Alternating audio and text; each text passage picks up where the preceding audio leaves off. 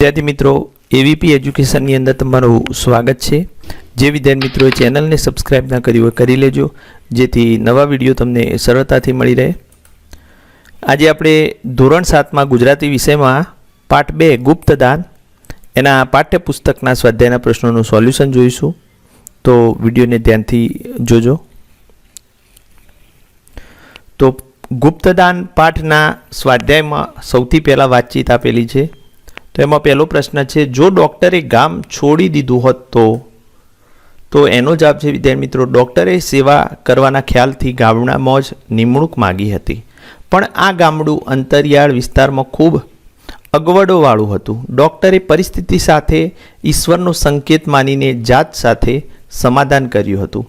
अगवडो वच्चे सेवानी सगवडो ऊभो करवानुं सामर्थ्य एमणे न दाखव्युं होत ने गाम छोड़ी दीधु होत तो भीखा सेठ जेवा दानवीरनो भेटो न थयो होत ने सेवाना कार्योथी डॉक्टरनो लाभ लोकोने न मळ्यो होत।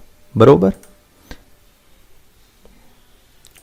एना पछी बीजो प्रश्न, तमारी शाळामां लोक सहकारथी कया कया कार्यो थाय छे? तो एनो जवाब छे विद्यार्थी मित्रों, अमारी शाळामां लोक सहकारथी नीचे प्रमाणेना कार्यो थाय छे। एमां पहेलुं छे सफाई काम, बीजुं बुक बैंक, तीजू विद्यार्थी सहाय केन्द्र, चौथू बाल सभा, पांचमू प्रार्थना और छठू स्वास्थ्य ने सुविधा। एना पछी तीजो प्रश्न है, तमने कोईए क्यारे मदद करी छे? क्यारे? तो एनो जवाब है विद्यार्थी मित्रों, हाँ, मने मारा शिक्षकोए मफत ट्यूशन आपीने तेमज स्कूलनी फी भरीने मदद करी छे। एना पछी चौथो प्रश्न, तमे तमारा मित्रों साथे कई कई वस्तुओं वहेंचो छो? तो एनो जवाब है विद्यार्थी मित्रों, मित्रों साथे वहेंचता देखाड़ो न करूँ पण मकरंद दवे कहे छे एम गमतानो गुलाल करूँ। गमतू मळे तो अल्या गुंजे न भरीए गमतानो करीए गुलाल। भौतिक वस्तुओं तो मारी पासे होय अने एने जरूर होय तो निसंकोच आपू, पण मारी पासे कशुं ज न होय तो पण प्रेम, समय, हूंफ तेमज खभोबळ आपू। दुख वहेंचवाथी ओछुं थाय छे ने सुख वहेंचवाथी वधे छे। एना पछी पांचमो प्रश्न, तमारा गाममां सौना सहकारथी कया कया कामों थाय छे अथवा थया छे? तो एनो जवाब छे, मारा नाना गाममां गामने आदर्श गाम बनाववामां सहकारी कामों ज महत्वना छे। गाममां दुधाळा ढोर छे, खेती छे, करकसरवाळुं जीवन छे। ए जीवनमां समृद्धि लाववामां दूध सहकारी मंडળી, कृषि अने ग्रामीण बैंक, महिला स्वसहाय जूथ के धिराण सहकारी मंडळीओनुं प्रदान अगत्यनुं छे। गृह निर्माण मंडळीनो लाभ पण मळ्यो छे अने गाममां शाळा, पुस्तकालय तेमज दवाखानुं पण गामना सहकारथी चाले छे। एना पछी छठ्ठू, जो भीखा सेठे मदद न करी होत तो? एनो जवाब है विद्यार्थी मित्रों, जो भीखा सेठे मदद न करी होत तो गाममां अने गाम आसपास जे मलेरिया फैलायो हतो ए माटे दवा अने इंजेक्शन खूटी गया हता, ते लावी शकाया न होत। समयसर ए न मळतो डॉक्टर पण पीड़ित लोकोनी सारवार अने सेवा करी शक्या न होत। एना पछी सातमो, तमे क्यांय गया हो अने तमने त्यां न गम्युं होय एवुं बन्युं छे, शा माटे? तो विद्यार्थी मित्रों एनो जवाब छे, मारे शाळामांथी प्रवास जवुं हतुं पण पप्पाए मने ना कही अने अमारा कुटुंबनो प्रवास ऊभो करी मने न गमती रણની एक जग्याए कच्छमां लई गया, ते मने नहोतुं गम्युं। तमे तमारी रीते जुदा प्रश्नोना जवाब लखी शको छो। बीजू, पाठमांथी पसंद करेल वाक्य जेवो अर्थ धरावता वाक्य सामे खरानी निशानी करो। तो अहींया पहेलुं छे, तमे तो आ दुनिया दुखियारा ना बेली छो। एमां अ छे, तमे दुखी व्यक्तिओ प्रत्ये उदार छो। ब, तमे दुखी व्यक्तिओना गुनेगार छो। क, तमे दुखी व्यक्तिओना आगेवान छो। तो एमां विद्यार्थी मित्रों आवशे अ, तमे दुखी व्यक्तिओ प्रत्ये उदार छो। बीजू, सेठनो हाथ बंधाई गयो हतो।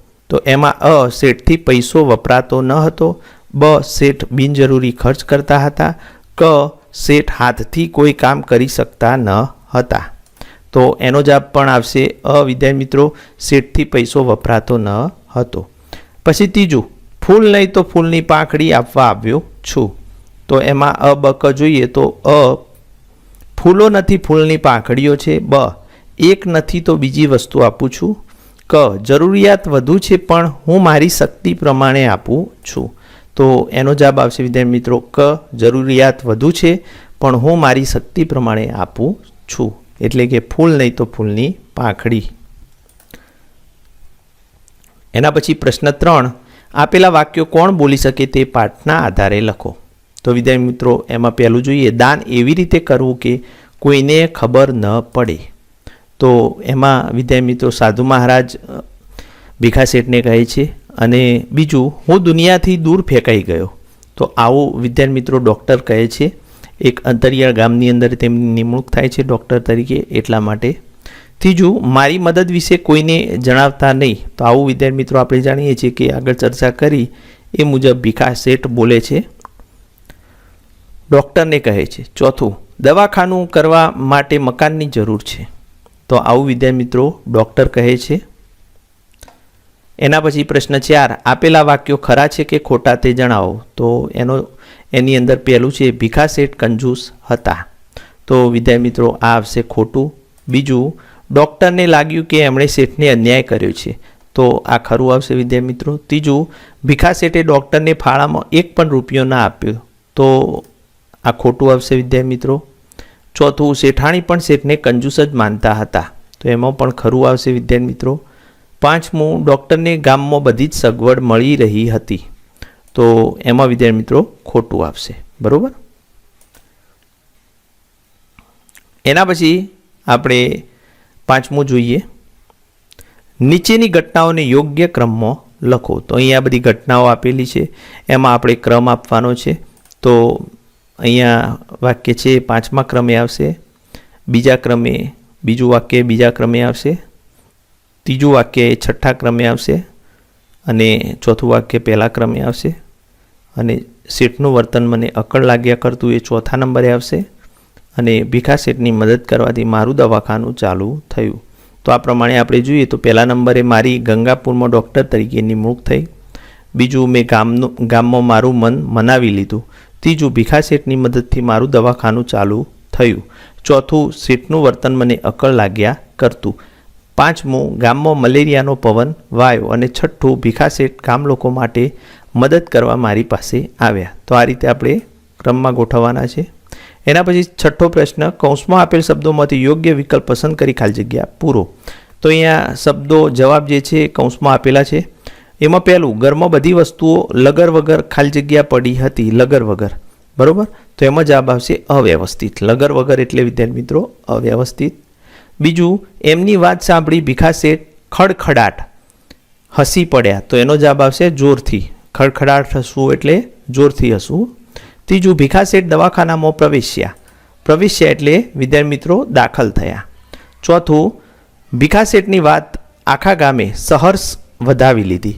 તો એમાં વિદ્યાર્થી મિત્રો સહર્ષ એટલે આનંદ સાથે વધાવી લીધી. પાંચમું, ગામ લોકો હકારમાં માથું ડોલાવીને અનુમોદન ખાલી જગ્યા આપતા હતા. અનુમોદન એટલે વિદ્યાર્થી મિત્રો સંમતિ. તો ગામ લોકો માથું ડોલાવીને સંમતિ આપતા હતા. એના પછી વિદ્યાર્થી મિત્રો 7મો પ્રશ્ન, ફકરામાં જરૂરી સુધારા વધારા કરી ફરીથી લખો. તો અહીંયા જે ફકરો આપેલો છે એમાં સુધારા વધારા કરીને અહીંયા લખેલું છે કે મારું ગામ નાનકડું છે. મારા ગામનું નામ ચેતનગઢ છે. તે દરિયા કિનારે આવેલું છે. ગયા સપ્તાહે ખૂબ પવન ફૂંકાયો હતો. ઘણા ઝાડ પડી ગયા હતા. દરિયાઈ તોફાને ઘણું નુકસાન કર્યું. સરકારે તપાસ કરાવી. હવે પછી બધાને રાહત આપવામાં આવશે. એના પછી વિદ્યાર્થી મિત્રો ઉદાહરણ મુજબ વાક્યો લખો. તો વિદ્યાર્થી મિત્રો અહીંયા ઉદાહરણ તરીકે, સ્ટેશનથી ગંગાપુર જવા માટે ન મળે મોટર બસ કે ન મળે ગાડું. એ વાક્ય આપણને આપેલું છે. રણમાં ન મળે પાણી કે ન મળે છાંયડો. તો અહીંયા પહેલું વાક્ય જે આપણને આપેલું છે કે સૂવા માટે ન મળે ગાડલું કે ન મળે સાદડી. બરાબર. એના પછી આપણે બીજું વાક્ય લખીએ કે મારા મિત્ર સુરેશને ન આવડે ગણિત કે ન આવડે વિજ્ઞાન.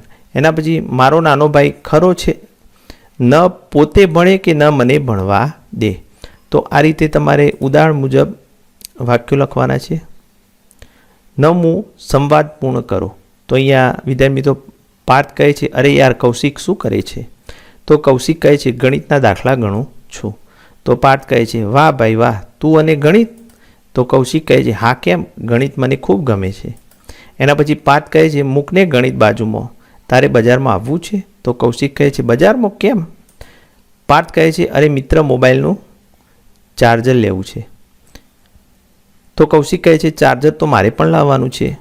પાર્થ કહે છે, તો ચાલ તું પણ ખરીદજે. કૌશિક કહે છે, લે હું સાયકલ લઈને હમણાં જ આવું છું. અહીંયા વિદ્યાર્થી મિત્રો પ્રશ્ન 10, આપેલ ચિત્રમાં બંને પાત્રો વચ્ચે સી વાતચીત થતી હશે, અનુમાન કરો અને લખો. અહીંયા આપણે અનુમાન કરવાનું છે, એટલે કે દરેક વિદ્યાર્થીઓના જવાબ જુદા જુદા હોઈ શકે. આ બે પાત્રો પુરુષ અને સ્ત્રી શું વાતો કરતા હશે તો તમારા અનુમાન મુજબ તમારે લખવાનું છે. બરાબર, અહીંયા આપણે એનો જવાબ અનુમાન લખેલું છે, તમે અહીંયા જોઈને વાંચી શકો છો. એનો પૂરો અનુમાન એમનો સંવાદ અહીંયા લખેલો છે, સ્ત્રી અને પુરુષનો. એના પછી બીજો તમે અહીંયા જોઈ અને વાંચી અને લખી શકો છો.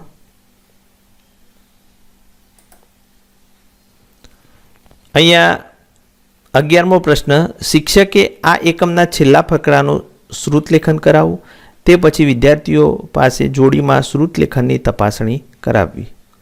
તો વિદ્યાર્થી મિત્રો અહીંયા શિક્ષકે જે છેલ્લો ફકરો છે એનું શ્રુતલેખન કરાવવાનું છે. બરાબર, અને પછી એની તપાસણી કરવાની છે. એના પછી પ્રશ્ન 12, પ્રશ્નોના જવાબ લખો. એમાં પહેલો પ્રશ્ન છે, ડૉક્ટરને પોતાની નિમણૂક કાળા પાણીની સજા જેવી કેમ લાગી? તો એનો જવાબ છે વિદ્યાર્થી મિત્રો, ડૉક્ટરની જે ગામમાં નિમણૂક થઈ તે ગામ સ્ટેશનથી 16 કિલોમીટર દૂર હતું. ત્યાં ન મળે બસ કે ન મળે ગાડું, નદી નાળાવાળો રસ્તો, ગોડા પર સામાન મૂકીને આવ જા કરવી પડે, ટપાલની તકલીફ અઠવાડિયામાં 3 દિવસ આવે, તેથી ડૉક્ટરને પોતાની નિમણૂક કાળા પાણીની સજા લાગી.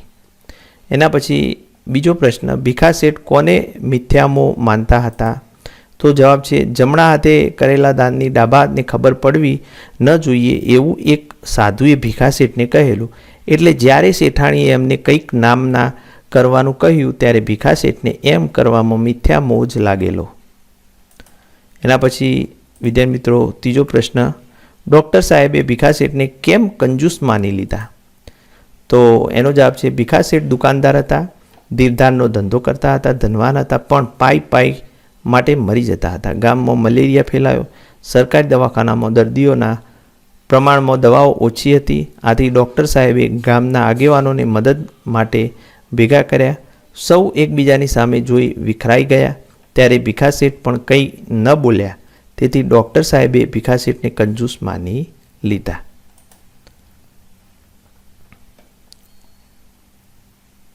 એના પછી ચોથો પ્રશ્ન, ભીખા શેઠ સાદગીથી રહેતા હતા, તેનું પોતે કયું કારણ આપે છે?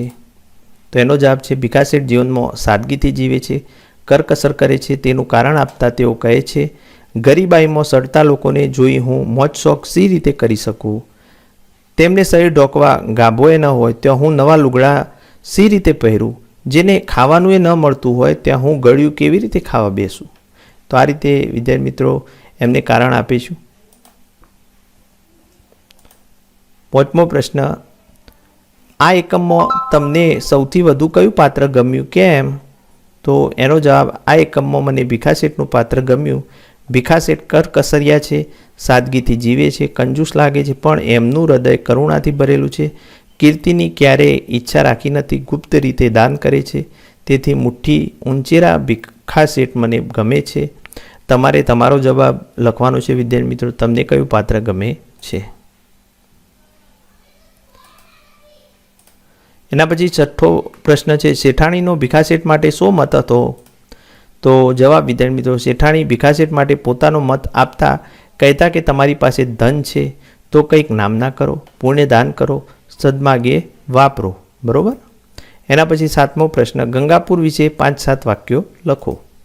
તો એમાં ગંગાપુર રેલવે સ્ટેશનથી 16 કિલોમીટર દૂર છેવાડાનું ગામ છે. ત્યાં આવવા જવા ન મળે બસ કે ન મળે ગાડું, ઘોડા પર જવું પડે, નદી નાળાવાળો રસ્તો, અઠવાડિયામાં 3 દિવસ ટપાલ આવતી હતી, લોકોને માટે આરોગ્યની પણ સુવિધા નહોતી. આમ ગંગાપુર સાવ પછાત ગામ હતું. એના પછી વિદ્યાર્થી મિત્રો નીચેના પાત્રોના સંવાદ લખો અને ભજવું. તમારે રૂમની અંદર અથવા પ્રાર્થનાની અંદર ડૉક્ટર અને ભીખા શેઠનો સંવાદ ભજવવાનો છે લખ્યા પછી. તો અહીંયા વિદ્યાર્થી મિત્રો એ સંવાદ આપેલો છે કે ડૉક્ટર કહે છે, વંદન શેઠજી, આ ગામમાં સરકારે મારી ડૉક્ટર તરીકે નિમણૂક કરી છે. અહીં નથી તો દવાખાનાની અલાયદી જગ્યા કે નથી કશી રહેવાની સગવડ. આપનું નામ સાંભળીને મળવા આવ્યો છું. મને એ માટે કંઈક મદદ મળે. ગામનું લોકસેવાનું કામ છે. શેઠ કહે છે, હું તો એમાં શી મદદ કરી શકું, પણ હા, દવાખાના માટે ચોરા પાસે એક ઓરડી છે અને રહેવા માટે મારા મકાનનો મેળો ખાલી કરી આપું. આપ ત્યાં રહી શકો. ડૉક્ટર કહે છે, ભલે શેઠ, એટલું થાય તોય ઘણું. શેઠ પોતાના મકાનનો મેળો ડૉક્ટર માટે ખાલી કરી આપે છે. ડૉક્ટરને થોડા દિવસમાં શેઠનું વર્તન અકળ લાગ્યું. શેઠ પૈસાદાર હતા પણ કંજૂસ હતા. મલેરિયાનો ભારે વાવડ ફેલાયો. દવાને ઇન્જેક્શન લાવવા ગામ લોકોને ભેગા કર્યા. કોઈએ કંઈ આપ્યું નહીં. ભીખા શેઠ પણ હાથ ખંખેરી ઊભા થઈ ગયા. પણ એ દિવસે એવું બન્યું,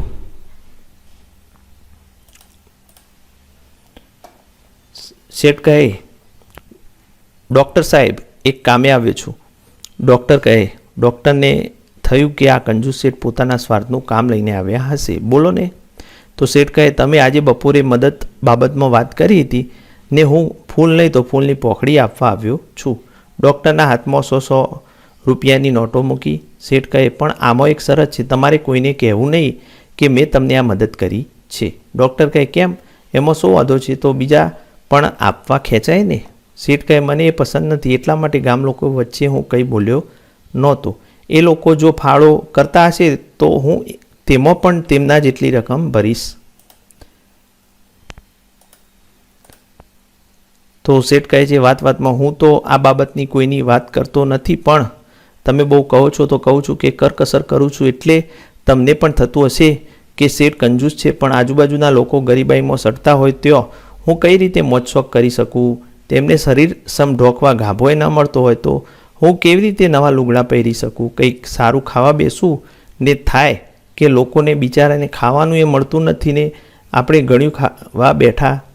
એટલે એવા પ્રસંગે જે કાંઈ ખર્ચ થવાનું હોય તેટલા પૈસા જુદા મૂકું છું અને તેમાં એટલા બીજા પૈસા ઉમેરું છું અને પૈસા ગરીબ ગુરબાની મદદ કરવામાં વાપરું છું.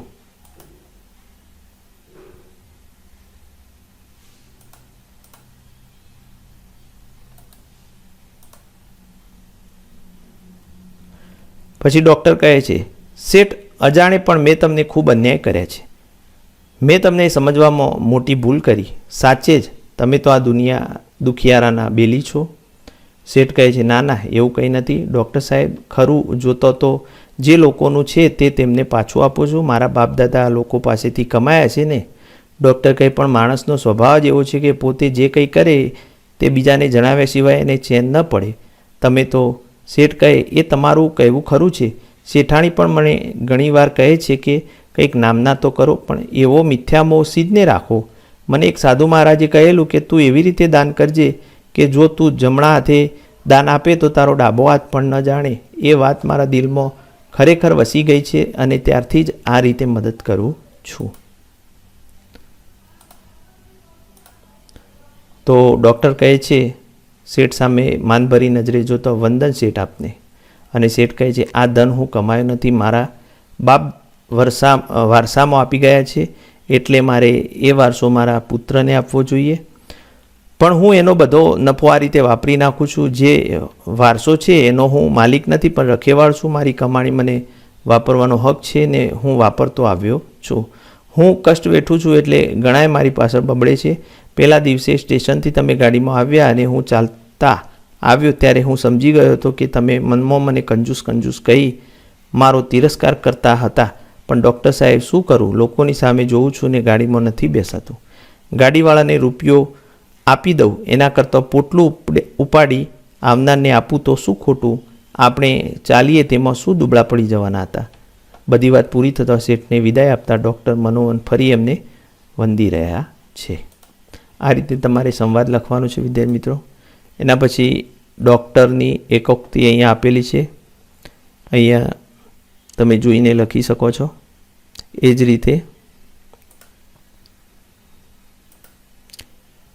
આ તમે વિડીયોને પુશ કરીને પણ લખી શકો છો.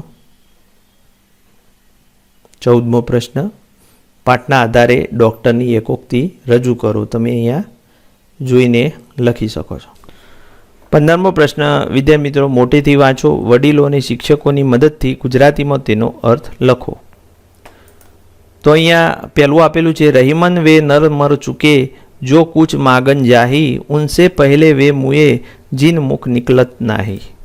તો એનો જવાબ ગુજરાતીમાં આપણે જોઈશું. એનો અર્થ, રહીમ કહે છે કે ભીખ માગવી એ કરતાં મૃત્યુ બહેતર છે.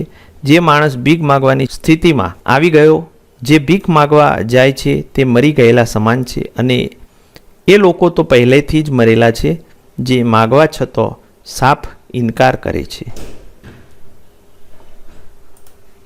બીજું, जो दान कर्तव्य समझकर बिना किसी उपकार की भावना से उचित स्थान में उचित समय पर और योग्य व्यक्ति को ही दिया जाता है उसे सात्विक दान कहा जाता है. श्रीमद् भगवद गीताમાંથી લીધેલું છે.